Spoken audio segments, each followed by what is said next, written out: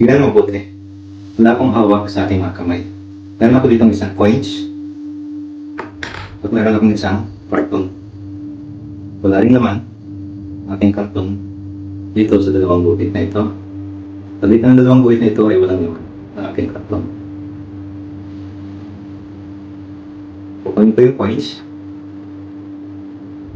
At dito mangyayari ang ulit. Ang magic. Dahil yung coins na yan, ipapasok doon sa karton na ito.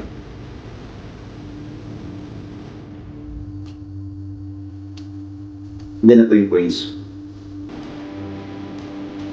Kung nagtataka kung paano pumasok yung coins dito sa loob ng karton na ito, dahil ang coins na ito ay talagang lumusot po kahit saan. Pagpapasukin natin ang coins na ito dito sa aking kamay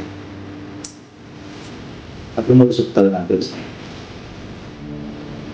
So, ang tricks na ito guys ay nandito sa loob ng box na ito, sa loob ng karton na ito. Meron pa akong ginawang tutorial kung paano ginagawa ang magic tricks ng karton na ito. Ito pong tawag ko dito ay magic wallet. Kabilaan po ang bukas po niyan.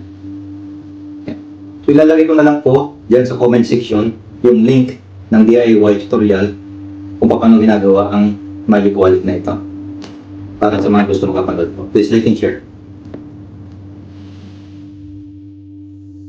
Thank you.